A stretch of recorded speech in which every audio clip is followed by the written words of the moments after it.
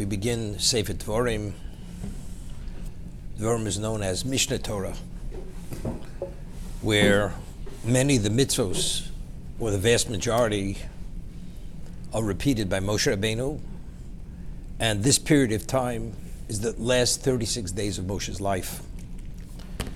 And because he's not crossing the Yarden to be with the Klal Yisrael, to continuously to be there, to explain to them, to elucidate it, and to continuously mentor them, he wants to review everything that he had taught them, that he had communicated to them, and even elucidated to a greater degree, and to add a few other mitzvahs which he hadn't taught them.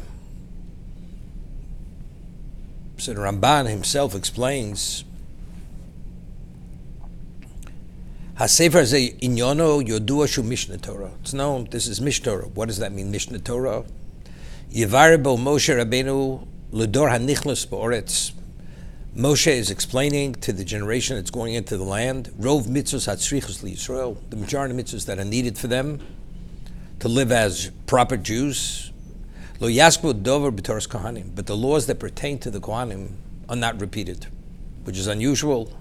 Lo b'masa korbanos, not regarding the sacrifice. Lo b'taras hakohanim masayim, the purity of the kohanim and how they have to conduct themselves, what they're permitted to, what they're not permitted to. Shekvar bir osam lahim, because it already was explained to them.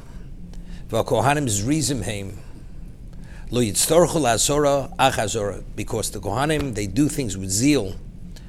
They don't have to be reminded. The Gemara tells us, based on this principle, kohanim's rizim heim, that normally we'd make certain fences. One needs a fence because we have our blind spots.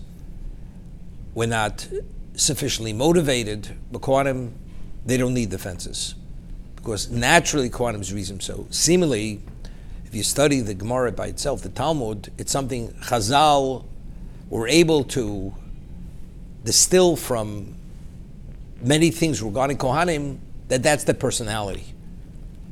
That's their nature. They do things with zeal, with alacrity, but the Ramban says we're able to draw it from the Torah itself.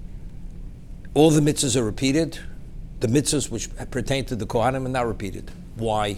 So evidently this must be the reason. The only reason why you have to repeat something is to remind someone of something. A Kohen doesn't have to be reminded. He's there ready. He's fully engaged continuously. As a result of this, there's a story, I heard the story from Rosh Hashiva, Zochron Levrocho, where a person came to Dvinsk. In Dvinsk, there were two leading Torah sages who lived. One was Rameir Simcha of Dvinsk, and the other one was the Rogachev Gaon. His name was Rav Yosef Rosen. And they lived literally across the street from one another in Dvinsk. And they're both leading Torah sages. And the person comes to Rameir Simcha of Dvinsk with a very complicated question regarding mikvahs, how to build a mikvah. And he presents the question to Rameir Simcha. Rameir Simcha says to him, come back in 10 minutes, I'll give you an answer. He figures he has 10 minutes, go across the street, he'll pose the question to the Rogachev Gaon. As he begins presenting the question, before he gets the question out of his mouth, the Rogachev gives him an answer explaining every aspect of the question, and he fully understands. Goes back, 10 minutes pass, goes back to Rameir Simcha of Dvinsk, and Rameir Simcha tells him the exact same answer verbatim. So he had a little bit of a chutzpah. This person, he says, I would like to ask the great Rosh Hashiva Torah mind the question. When I came to you and posed the question, he said, you need 10 minutes to think about it. I go across the street to the Rogachev Gaon. Before I get the question out of my mouth, he already has the answer. Why weren't you able to answer me as quickly? This is the question he asks. He's asked to Rameir Simcha of Dvinsk. Rameir Simcha says, I'll tell you the difference between myself and the Rogachev Gaon. The difference between the two of us. The Rogachev Gaon, he reviews the Torah its entirety every 30 days. Everything there is to review, he reviews. I don't do it as often. Therefore, for him, the whole concept of remembering has no relevance. It's there in his mind. It's in the forefront of his mind. Me, it takes me a moment. I have to recall. But me, there's a little bit of recall. With him, there's no recall. It's there. Kohanim, there's no recall. The essence of the Kohen, that he does things with alacrity and zeal, he's there always. Therefore, you don't have to repeat to a Kohen. And that's the reason why many fences, which are based on there's certain lapses in memories or or there's certain blind spots that we don't see, the Kohen has no relevance to that. And how do we see this reality? Because the Torah does not repeat. Moshe Rabbeinu doesn't repeat the mitzvos which pertain to the Kohen, to the korbanos, to the avodah, to the service in the Mishkan and the Beis HaMikdash for that reason. Avos Yisrael, Yachzer HaMitzvos HaNogus Behem, but for the Jews, in general, the mitzvahs have to be repeated. Pam Lahosef Ben Bir, sometimes to elucidate it to a greater degree. Pam Shal Yachzer Osam Rak Lahazir. As Israel, Barov HaSoros, people have to be warned. Kemo Shivar B'Sefer Hazeh Binyon Avodah Zorah, as regarding idolatry, Hasoros Merubos Zuach Hazu Betochohos, with admonishment, rebuke about how serious idolatry is.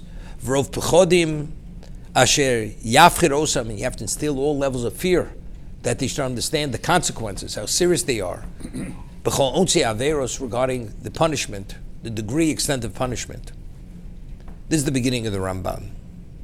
Now, it's interesting.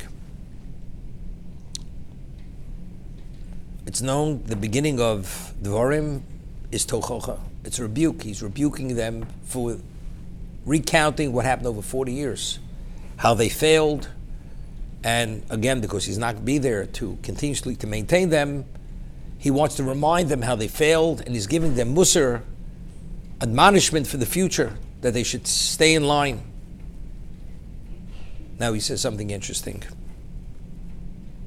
V'tam sheyaschil bebira Torah terem, before he starts regarding reviewing the mitzvos, hischil lochichom lahaskil ha'avonosem, he begins reminding them of their sins.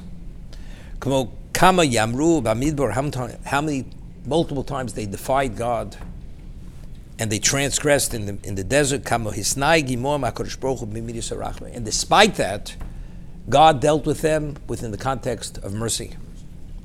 V'zelodia, and what is the purpose of all this? Lodia chasod avimoim, that despite their level of culpability and liability, that they deserve to be destroyed, nevertheless, he dealt with them within the context of midas harachmim, the attribute of mercy. V'od sheyuchuchu b'dvor sheliyasu kukulom pen yosu b'chol chatosam. In addition, he rebuked them so they should not revert back to their corrupt ways, because a person could reach a level of failing that he will be consumed due to his liability. Ulachazik libam, also to give them a certain level of confidence and understanding. God will always deal with us within the context of midas harachmim. Shelo yomar odam, because a person could say, Lo nucha l'reshes es oretz, we're not able to inherit the land. Ki ein odam asher lo yechto. Shlomo says in tzaddik was asher yasvu lo yechto. There's no perfect tzaddik. We're all susceptible to sin. We're prone to sin. Umeyat tiyeh midas adin besucho kenegdeinu v'novad. If that's the case, immediately the attribute of justice will be executed and released, it will be destroyed. L'chein hodia Moshe Rabbeinu, therefore Moshe Rabbeinu informed them, Ki HaKadosh Baruch Hu rachman molei rachmim. God is merciful, overwhelming, overflowing with mercy. Ki haslicha v'amechilo mimenu yizborach. Because knowing that God forgives, whether it's at the inadvertent level, the deliberate level, the defiant level, it all comes from Him as long as you do tshuva. You could always come back and make amends. Knowing that, siyua ve'ezl v'ne'odam b'avodoso, this is a great assistance, a great aid. Knowing this, when a person serves God, knowing that it's not hopeless, a person should say, I'm beyond return. I'm in a hopeless state. David says in Tehillim, Ki imcho haslicha laman tivorei. David says, because it's within your ability to forgive, and you do forgive, that's why we revere you and we fear you. I give the example, a person is presented with a list of courses that he could take. So he does his investigation, he says, and he finds out this professor, anybody who's ever taken this course, never passed the course, they all failed. The person says, so what's the point taking the course? If I know if I take the course and I'm going to fail, what's the point even to try? Person says, I'm wasting my time. If the midas adin, the attribute of justice, the exactness would always be in place, man doesn't have a chance to survive. Man says, everything's futility. There's no chance. What's the value of life? So a person says, you know something? Might as well take advantage of what I ever can because it's irrelevant what happens. For better or for worse, I'm not going to survive it. Therefore, Moshe Rabbeinu says, regardless of who God is and what He's able to do, He's Avarachmim. He's overflowing in mercy. He forgives. And therefore, it's worthwhile revering Him and acknowledging Him and fearing Him, because the punishment is not to destroy you, but rather it's to rehabilitate you, and He gives you every chance not to be punished if you do tshuva. So that's ki imcha slicha l'man tivarei. Slicha, forgiveness, at every level is within God's ability. Therefore, we revere Him and we fear Him for that reason. Therefore, a Jew is never in a hopeless state. This is what Moshe Rabbeinu. So it's really to give us an optimism for the future that regardless of what we do, although we're not perfect, we're still able to advance and give value to our lives. And the investment and the effort and the sacrifice is worthwhile, regardless. This is what Moshe Rabbeinu is trying to communicate to them, that his rachmim is la'olam.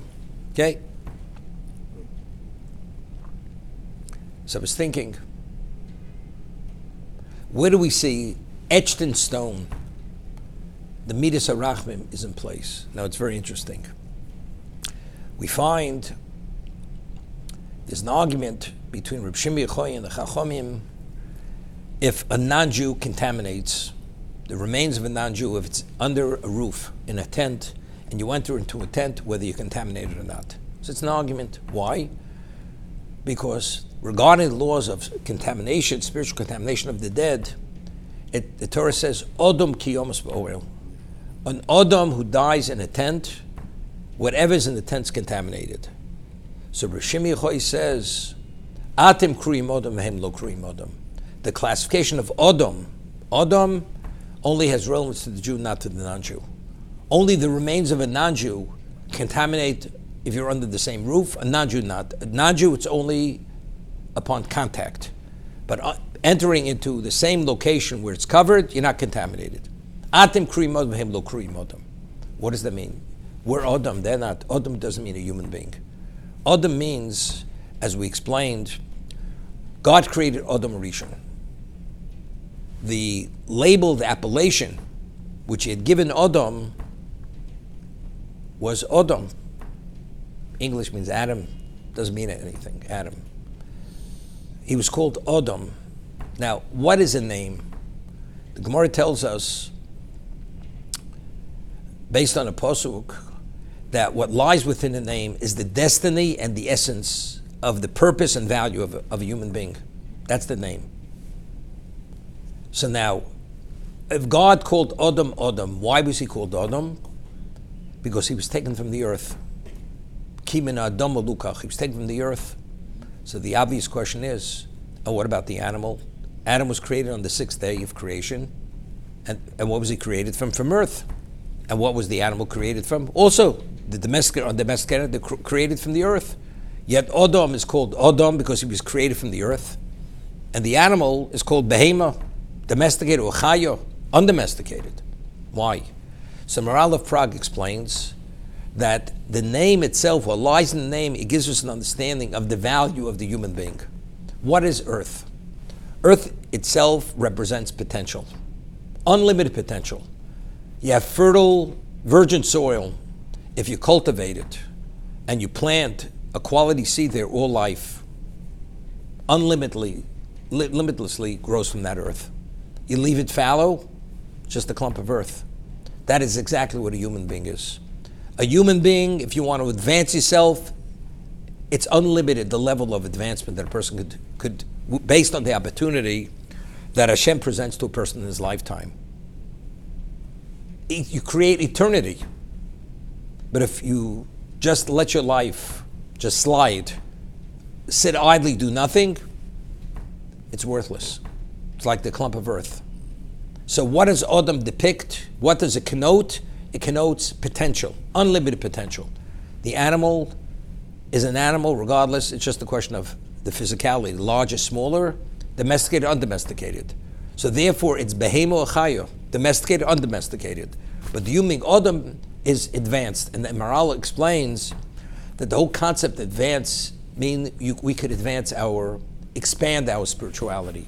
A Jew has mitzvahs aseh. We have positive commandments. What is the connotation of a mitzvah aseh, a positive commandment?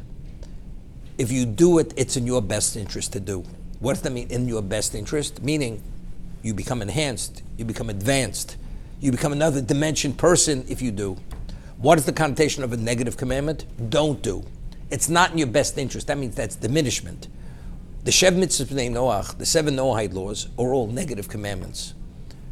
Meaning, a non-Jew, he has a soul, but his value, his purpose in life is to maintain what he was given, what he's endowed with. Don't diminish your spirituality, but he cannot advance his spirituality.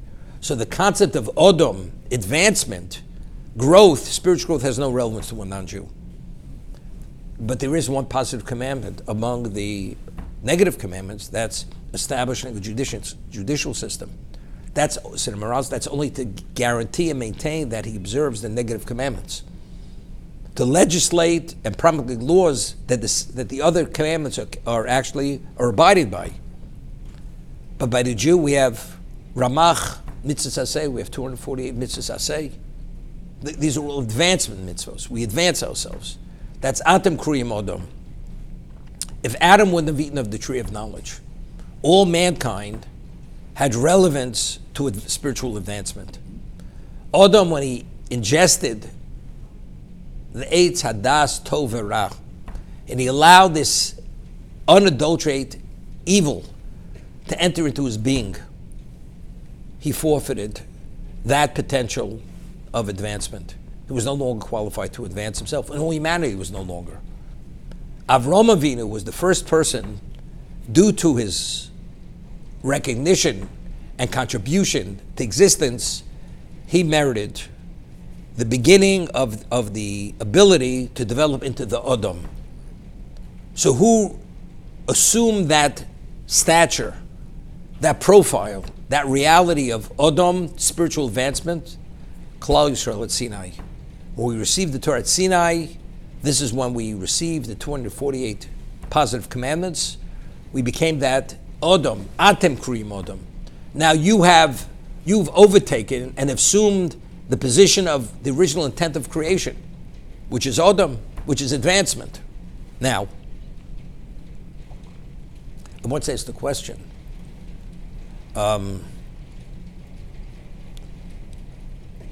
God says, the day that you will eat, you will die. So originally, Adam had understood that to mean that he would die instantaneously, within a short period of time. But what he meant, you'll be subject to death. Now, but the question is, if he transgressed, he violated the word of Hashem, should have destroyed him. Why didn't he destroy him? We say, HaKadosh Baruch Hu medakdek im tzadikim v'kuchot hasara. God is exacting with his tzadikim as much as he deviated a hairbreadth. Adam, before the sin, he had such a level of clarity, as it says, he was able to see from one end of the world to the other. That was his dimension of clarity. So if that's the case, he should have been punished with the harshest punishment. And God should have said, it's over, I will destroy the world, I'll recreate a new world. Why didn't he? If seemingly there should be midas adin. So we asked another question in the past. We find that on the third day of creation, what did God create? God created vegetation. Vegetation, all the grass, the seeds, and trees, and fruit trees. That was created on the third day of creation. And what did God say when he said there should be trees? He says there should be eitz pri osa pri, a fruit tree producing fruit. So seemingly, if it produces fruit, it's a fruit tree. So what does it mean? God said there should be a fruit tree producing fruit. It's obvious, it produces fruit, it's a fruit tree. So the Gemara Talmud tells us that a fruit tree means that not only is the fruit edible, even the bark of the tree is also edible. That's the order God gave. But what manifested itself? Eitz osa pri. The tree produced fruit, but the bark was not edible. It was inedible. So it comes out that it didn't happen the way God wanted it to happen. The angel who was meant to take that energy and turn it into a reality of edible bark did not follow instructions as it was instructed. Did not, because it was only the tree producing fruit, but the tree itself is not edible. So we asked the question, see what's difficult? God should have said, this is what I didn't mean this is my world should be. Should have ended it at that moment. The world should have been ended. God says, we'll start over again, because it doesn't fit my plan. You want to build a building that's shaped like a rectangle, and the architect puts sketches in it, and it's built in a cylinder form, shape. That's not what I wanted. This is not what God wants. He should have destroyed existence. Why did God allow existence to go forward, although it wasn't as he prescribed it to be? So what we wanted to say was that since Adam ultimately was going to fail, he was going to fail, and if he fails, he deserves to be destroyed. So now what was Adam, when a person sins, where does sin emanate from? From his spirituality, from his physicality? From his physicality. We're inclined, we have certain inclinations. If Adam was made from the earth, if the earth would have been pure, undefective, and Adam would have failed, he deserved to be destroyed. Adam was made from matter that already was defective matter. Because the earth failed, it did not produce the tree as God prescribed it. So therefore, there's a basis, even within the context of the attribute of justice, that he's able to survive. He could be spared. That's why God did not destroy the world on the third day and let it go forward, because if Adam would sin in a perfect world, he'd have to be destroyed. There's no humanity. So therefore, God allowed the imperfection to continue to be able to have a human being. Otherwise, there couldn't be a man. Okay? Now,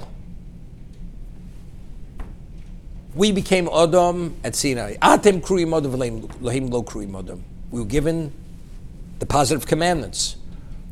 Our souls assumed the intrinsic qualities of Adam's original neshama, that it could expand, it could advance. Okay? The Gemara tells us, after we said Nasa v'nishma, we reverted back to pre-sin of Adam. Pre-sin. And we would have lived eternally. We would live for all eternity. We would have lived. And the Gemara quotes a pasuk, Atem b'nei el chai. You're the sons of the living God, meaning as God is forever, you people would be forever. What happened? On the 40th day that Moshe was in Shamayim, the Jews sinned with the golden calf. We reverted back to post-sin. Moshe comes down with the luchos. He showed us the first set of tablets. Hashem says to Moshe, Lech reit kishiches amcho. You must go down immediately. Your people have become corrupted. He comes down, he sees it, smashes the tablets at the foot of the mountain. What happened? The letters on the tablets floated heavenward. Okay? When the Jews did the Chet Egel, first tablets, the Jews reverted back to post-sin. We were subject to death. Okay, now, God says to Moshe, I will destroy them. I will destroy them. What do the Luchos Rishonos represent? The Luchos Rishonos, the dimension of spirituality that we were meant to assume, was Adam pre-sin. That was pre-sin. Pre-sin, you deserve Midas Adin. Midas Adin means you deserve to be destroyed. Because that's what the Luchos Rishonos represent. It says in Chazal, if Moshe wouldn't have broken the Luchos Rishonos, the first tablets, the concept of forgetting would have no relevance. The whole concept of limitation for the moment has no relevance to the spiritual realm. Everything is forever. So Torah would be forever. But now that you're reverted back to post-sin, now you're finite people. You're limited people. Now forgetting has relevance to you. That's with the breaking of the tablets. Okay? But when the tablets are broken, it's the equivalent of Adam being driven out of the Garden of Eden. Luchos Shnios, second set of tablets. God says, V'solachti. Solachti kidvorcha. Kidvorecha, I forgive you as you requested, as you supplicated me. So now when we receive the second set of tablets, what do the second tablets represent? Midas HaRachmim. It's not Midas Adin. It's not these tablets. Moshe Rabbeinu actually cut the tablets. God didn't. God inscribed them, but the actual forming, cutting the sapphire stone, that Moshe cut. The first, everything was Maseh Elokim, was God, godly. As originally, before the sin, everything God was godly. Post-sin, so it's a different reality. This is Moshe has to have some degree of participation. Now God will put the words on the tablets. But the tablets themselves are earthly tablets. They're not spiritual tablets, godly tablets. So where do we see etched in stone Midas HaRachmim? Luchos Shnios. That's Midas HaRachmim. Because if we wouldn't have gotten the Luchos Shnios, then we would have been destroyed. It's only because Salachi Kidvorecho, that's where we received the second tablets. Make a Mishkan. Go up another 40 days, bring down a second set. And now we need a medium to have a relationship. It's no longer that it has to go through a medium. I can no longer dwell in your midst. There's a distance. Why is there a distance? Within the realm of spirituality, there's no distance. The concept of space and time have no relevance in a spiritual dimension. The answer is because you're physical now. There's a distance now. Now we need a medium. It's through that medium I could relate to you. It can't be up close for that reason. As a result of this, what he's saying, what Moshe Rabbeinu is saying, that I'd like to review the past 40 years. As serious as your failing was, God should have destroyed you, and he could have, and he did not. This is to tell you that he's abundant with rachmim. He's Rav Slichos. And therefore he says, knowing that, this is Rav Siyua. You know, the Yetzer Hara, how does he convince us to continue to sin? Either it doesn't make a difference, or it's you're too far gone. For a Jew, the Jew's never too far gone. He always has the chance to come back, and God will always embrace him to take him back. Always. And that's the Midas HaRachmim. And we've proven it. It was proven through this time of the desert. Hashem took us back multiple times. You know, there are many lessons that we draw from this desert period. For instance, we find that every day the Jews would go out and collect the mon. It says, Hamarbe lo yarbev, v'amamit lo yamit. Meaning, as much as you took, you always had exactly the right amount. As little as you took, you still had the right amount. What? And it was a daily stipend. What did that teach? And day in and day out, God delivered that stipend. Erev Shabbos, you received the double portion. What does that tell you? As much as you try, as hard as you try, what you get is only what you're supposed to get. Not an iota more, not an iota less. That's the lesson of the Midbar. And it teaches us faith and trust in Hashem. As Hashem did not turn us down and let us down once, and we always had the mun. And what did we have? What we were supposed to have, not more and not less. This is the model for life. To what degree do we invest do we take the initiative? You do your best, but who's the provider? God provides. And it's all determined by, in what? It's determined by emunah and bitochon. Do you trust God? To the degree, and how do you, at what level do you function? And that will determine, and this is Mizonos Shalodam Tzuvin Lo Rosh Hashanah. One's yearly allocation is set from Rosh Hashanah to Rosh Hashanah. Not a penny more, not a penny less. And if you get more than your allocation, that means you're drawing from your principal. And nobody wants to draw from his principal. That means you're minimizing your share in the world to come.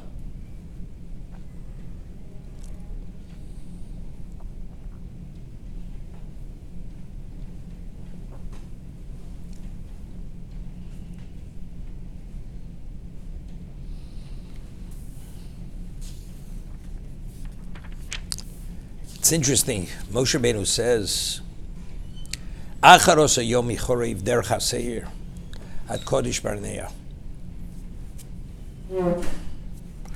It was an 11-day trek from Chorev, from Sinai to Kodesh Barnea, derech haseir. If we would have taken a direct route from Sinai to Kodesh Barnea, it was 11 days. And Rashi cites Chazal, we did it in 3 days.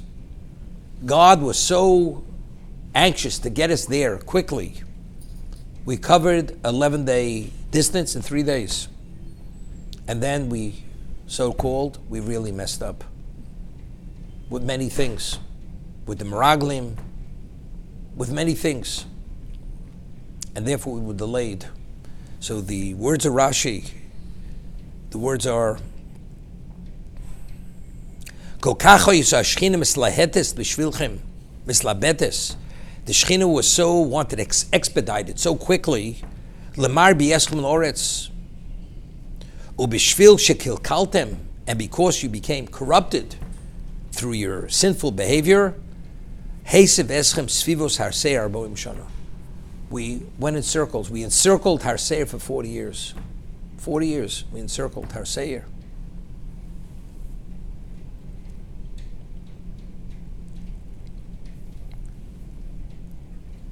It's interesting, Tisha B'Av is called the Moed. Could you imagine? It's the most serious moment of mourning. It's national mourning. The first Beis HaMikdash, the second Beis HaMikdash, the Meraglim. This is a real day of tragedy. And this is called the Moed. Why is it called the Moed?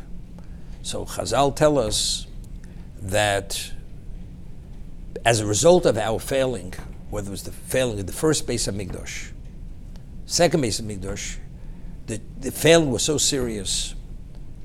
To be fully atoned, we should have been destroyed. But rather than destroying us, God expended His wrath on al-eitzim v'al-avonim, on the stones and the bricks and the wood of the Beis HaMikdash. He destroyed the Beis HaMikdash rather than destroying us. That's what He did.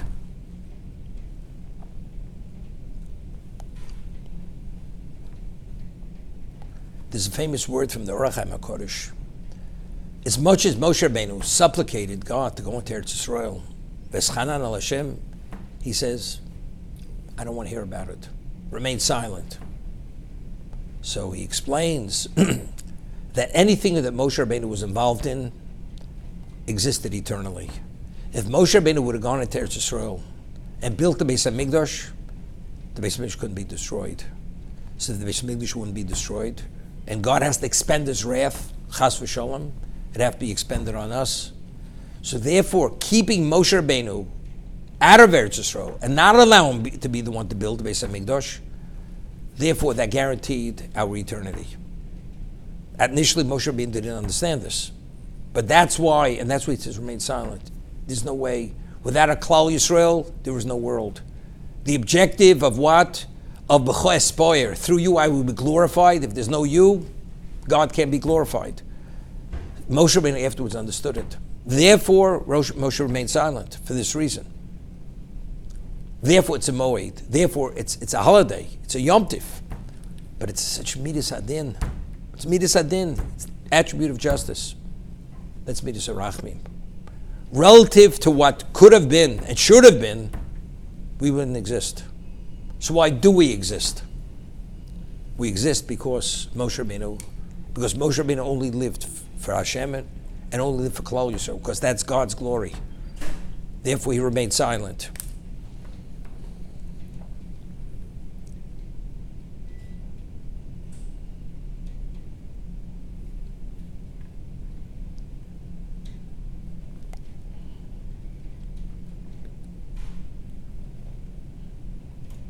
The Gemara says that when Jews answer Amen Yeshmi Rabbi Mevorach, God Kaviyachol shakes his head and says, "Woe to the father who has exiled his children from his table, and woe to the children who've been exiled from their father's table, and woe to me that my sanctuary lies in ash and ruins." Is Hashem? Meaning it was something that had to be done. It's woe. I mean, if the Jews themselves say Amen Yeshmi Rabbo, they acknowledge what God is, how he's eternal, and there's no level of existence which he doesn't touch and he could perfect. So God bemoans the fact that Beis Mikdash had to be destroyed, but it had to be destroyed because you wouldn't have the children making that level of declaration, because there would not be children. It's only because of that.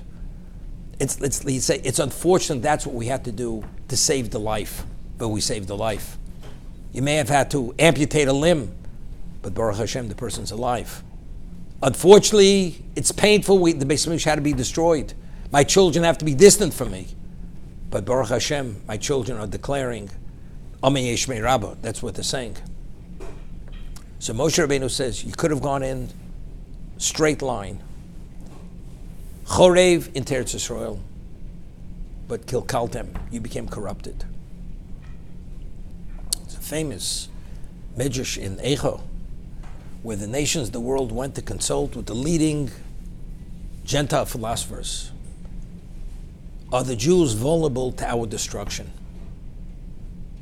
So they said, you have to check out something, and that will determine whether they're vulnerable for destruction.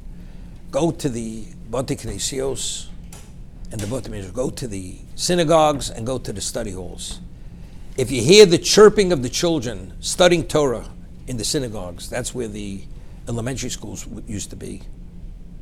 You hear the tziftzuf, the chirpings of the children, and you hear the kol Torah, the voice of Torah in the Beis Medrash, Yev Shalom, you will not be able to destroy them. Why? Because Yitzchak said to Yaakov, Hakol kol Yaakov, vayedai midei Esav. As long as the voice is the voice of Jacob, the hands will not be the hands of Esav. But if you go there and there's silence, you don't have the children chirping, and you don't have the voice of Torah in the Beis Medrash, Chas v'Sholem, then the Yedai will be the Esav. Then the hands are the hands of Esav. But as long as the Torah is vibrant and in place and fully functional and integrated, Esav has no control and no dominance over us. There's a responsive in the Chassam Sofer, a question was posed to him, that if you have a shul and the bima is not in the center, are you permitted to pray there? He said, yes, you are. But he goes to, why is the bima in the center of the shul? He says, what is the center of every Jew's life? What is the focal point of a Jew's life? The Torah. Everything revolves around the Torah. Everything. So symbolically, where do we put the Torah? The bima represents the Torah. That's where we read the Torah. That's in the center. So if you don't put it there, it's not enough to disqualify the shul from being a location for tefillah, but that's why it's chosen. So when the Torah is the center of life of a Jew, that's a Kol Kol Yaakov. Kol Kol Yaakov Eina Yadayim De'esav. We could have gone from Chorev, from Sinai, straight into Eretz Yisrael. Bypassed Esav. But what happened when we left Sinai? It says we left Sinai Ketina Kabarech Mivasa Sefer, like a child fleeing from elementary school. We fled. We had enough. Let's get on with our lives. When you flee from Chorev, that means you don't appreciate what you have. And therefore, you could have gone that straight line 3 days, You covered a late 11-day distance. But then you said, what's God trying to do to us? He's pushing it on us. He's forcing it on us. So what do? Right away we start questioning. We'd like to send spies. We'd like this, we'd like that. God says, you know something? I think you people are going to revolve around Asa for 40 years. He's going to be the center. Rather than the Torah being, because the Torah is not the center of your life, what is the center of your life? You're going to encircle this mountain for 40 years, and only after 40 years, when that generation passes away, and it says, Lo nidna Torah ela lochli haman. Sinai wasn't enough. Sinai, we didn't fully appreciate it, integrate it, to esteem it and revere it as we should have. And therefore we fled from it. And therefore we tripped and we fell on our faces, endless times over. You have to eat the man. You have to be spiritualized. You have to be incubated in this spiritual cocoon, the Anei HaKavod, the clouds of glory, with the Be'er Shel Miriam, under Moshe Rabbeinu's tutelage for 40 years, with everything that goes on. Only then will you have the capacity to appreciate that, and then you go into Eretz Yisrael. But that's the rebuke. He says, instead of you could have gone straight, avoid all these difficulties. But you know, as they say, when you start off on the left foot, usually it doesn't continue so well. And because we fled as a Tirika Barechem Beis Sefer, therefore we failed and we continued to fail until that generation had to pass on, and it was only the new generation that entered into Canaan.